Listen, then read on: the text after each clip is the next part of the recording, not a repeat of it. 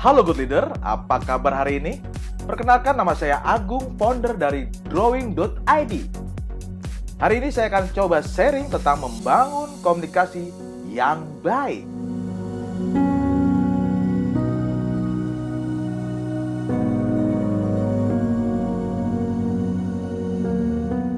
Curhat masalah. Pada waktu itu, teman saya sharing atau curhat. Katanya, bro, anak buah gue tuh gak ngerti-ngerti apa yang dijelaskan, sehingga pekerjaannya gak sesuai apa yang diharapkan. Jadinya dia tuh kerjanya gak beres-beres, gak tuntas. Nah jadinya gue tuh kesel sama dia, dan gue tuh jadi agak renggang sama dia.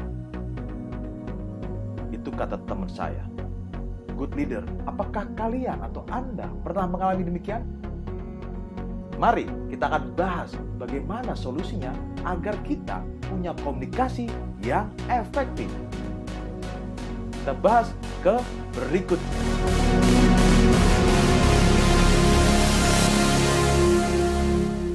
Ada 3 tips untuk membangun komunikasi yang efektif. Yang pertama, prinsip komunikasi efektif. Artinya para good leaders, kita harus tahu definisi komunikasi yang efektif. Apa itu? Proses mengirim dan menerima pesan antara dua belah pihak yang dipahami sama, baik antara pengirim pesan dan penerima pesan.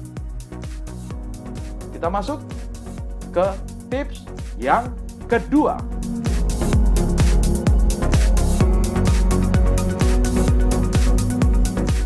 Tips yang kedua adalah strategi komunikasi efektif. Apa saja itu? Yang pertama adalah memahami dan mendengarkan orang lain. Maksudnya adalah apa? Artinya bahwa kalau kita attention, perhatian untuk mendengarkan orang lain dengan fokus, sehingga informasi yang didapat itu akan lebih banyak. Dampak positifnya adalah orang tersebut mudah memahami apa yang disampaikan oleh lawan bicara kita. Itu poin yang pertama. Kita masuk poin yang kedua. Poin yang kedua adalah pengetahuan. Kita harus tahu strategi komunikasi berbeda kepribadian. Artinya ternyata dalam menyampaikan komunikasi itu dengan orang yang berbeda-beda, caranya pun berbeda-beda. Sehingga tidak boleh sama. Itu poin yang kedua. Kita masuk poin yang ketiga. Hubungan yang positif.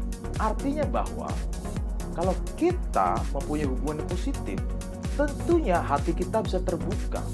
Hati kita bisa terbuka tentunya akan membangun kepercayaan. Kalau sudah membangun kepercayaan, otomatis kita bisa saling sharing, terbuka satu sama lain.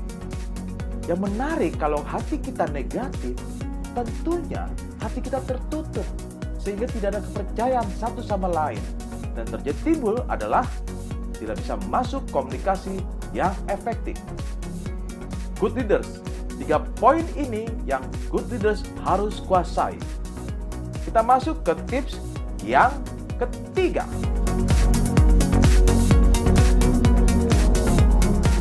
Tips yang ketiga adalah fase komunikasi efektif. Apa saja itu? Kita lihat sebagai berikut ini. Poin yang pertama, tentukan tujuan komunikasi dan kenali situasi yang hendak dibangun. Contoh, saya harus menjelaskan pekerjaan baru bagi anak buah saya. Otomatis berarti tujuannya adalah menjelaskan pekerjaan baru. Kemudian, kenali situasi yang hendak dibangun. Artinya bahwa saya harus tahu dulu nih, anak buah saya lagi ngapain. Apakah dia lagi bete? apakah dia mungkin lagi happy atau situasinya lagi kondusif.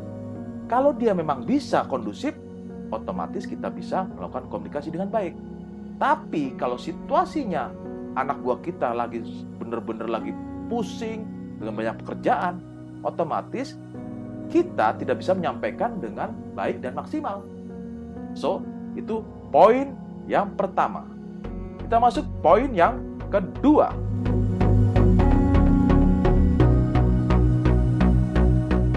Poin yang kedua adalah kenali gaya komunikasi, kepribadian lawan bicara kita. Artinya bahwa terkadang anak buah kita itu suka informasi secara visual. Otomatis kita sebagai bos atau sebagai pemimpin, kita menjelaskan idenya itu berupa gambar, berupa visual dengan baik, sehingga mudah dipahami. Itu contoh. Atau lawan bicara kita itu sukanya mendengarkan dengan baik.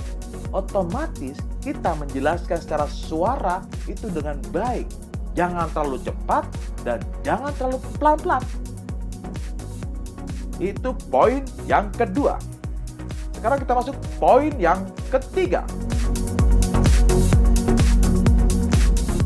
Poin yang ketiga adalah tentukan strategi komunikasi yang baik. Maksudnya gimana? Artinya ternyata setiap orang punya pribadi yang lain. Contoh, kalau tipe pribadinya misalnya orangnya itu detail, otomatis kita sebagai leader atau sebagai pemimpin menjelaskan lebih detail lagi. Bukan hanya global. Dampaknya kalau tidak detail, orang tersebut tidak mengerti. Itu contohnya. Atau contohnya adalah misalnya orang itu lebih stabil, jadi lebih orangnya tenang. Nah, kita kalau menjelaskan lebih tenang. Jangan terburu-buru. Sehingga kalau terburu-buru, dia pun jadi bingung. Jadi, intinya dari 3 poin ini adalah bagaimana seorang pemimpin menyesuaikan dengan lawan bicara kita. Entah dengan atasan kita atau dengan tim kita. Itu yang saya jelaskan dari 3 poin tersebut. Itu aja tips yang saya berikan 3 poin tersebut. Saya hanya berbicara, saya yakin dan percaya Anda adalah pemimpin yang baik untuk Indonesia. Saya katakan lagi, saya yakin dan percaya bahwa Anda adalah pemimpin yang baik untuk Indonesia. Hanya itu teman-teman, atau good leader, leadership is fun.